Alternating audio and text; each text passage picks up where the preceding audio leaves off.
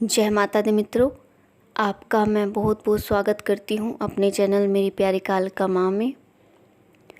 मित्रों, आज जिस विषय पर हम बात करने वाले हैं वो है कि रात को सोते समय शरीर की चेतना समाप्त हो जाती है और हाथ पैर नहीं हिल पाते। हम होश में होते हैं, हम सब कुछ देख रहे होते हैं लेकिन कुछ कर नहीं पाते, हाथ तक भी अपना उठा नहीं पाते।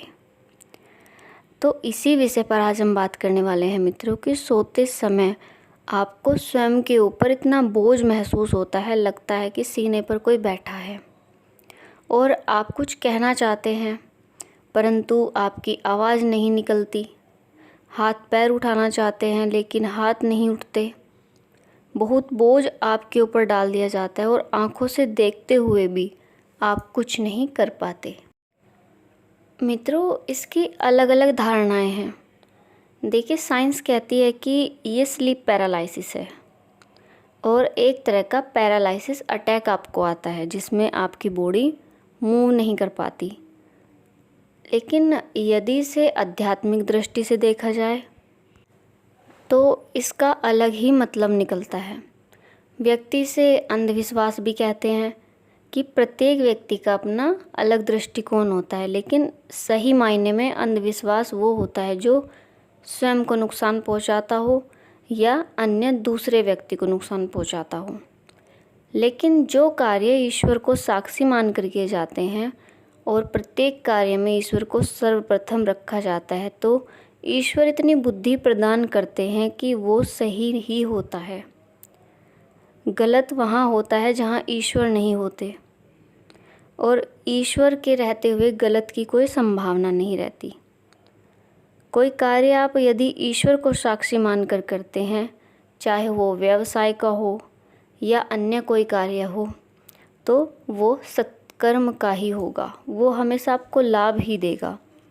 यदि गलत कर्मों से आप कोई कार्य पूरा करते हैं या पैसा कमाते हैं तो वो आपको कभी सुख नहीं देता, वो आपके पास भी नहीं रहता। सत्कर्म का पैसा ही आपके साथ चलता है, चाहे वो थोड़ा ही हो लेकिन फलीभूत होता है। मित्रों, आध्यात्मिक मार्ग भी सत्कर्म की ही तरफ चलता है।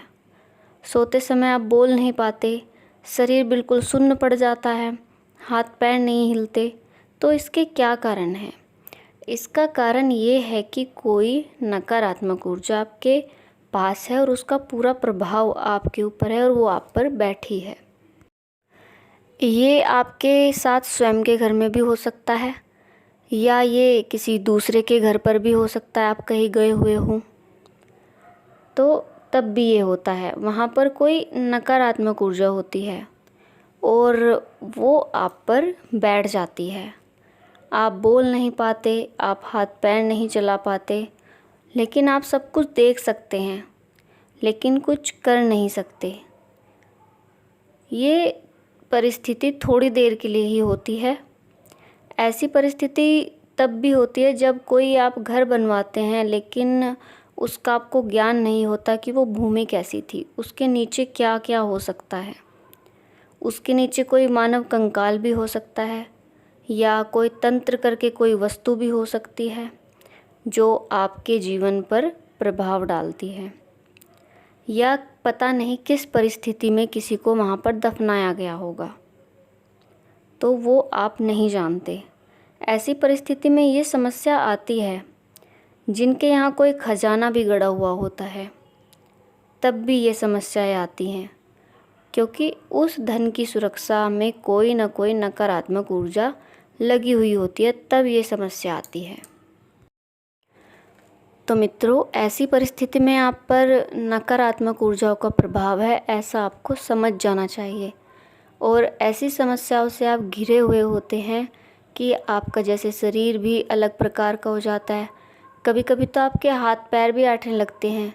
यदि ऐसा आपके साथ होता है तो आपको समझ जाना चाहिए कि आपके साथ भी कोई नकारात्मक ऊर्जा है और उसने आपके घर को घेर रखा है। ऐसी परिस्थिति में आपको अपने इष्ट देवता का ध्यान करना चाहिए।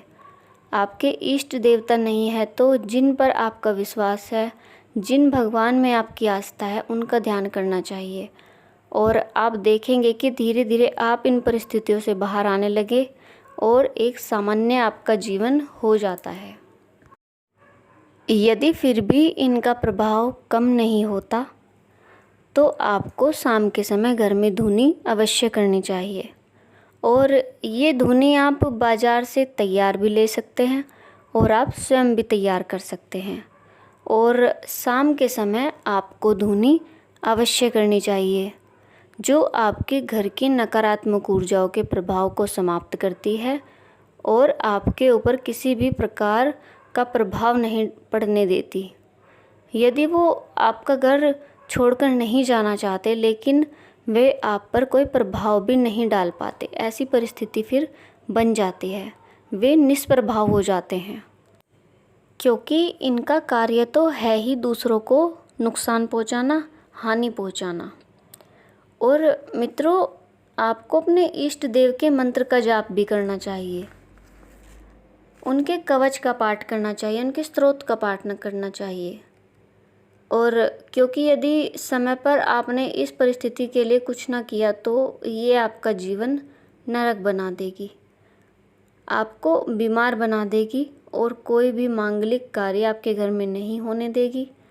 लड़ाई झगड़े घर में आपके होते रहेंगे, शांति भी आपके घर में नहीं रहेगी।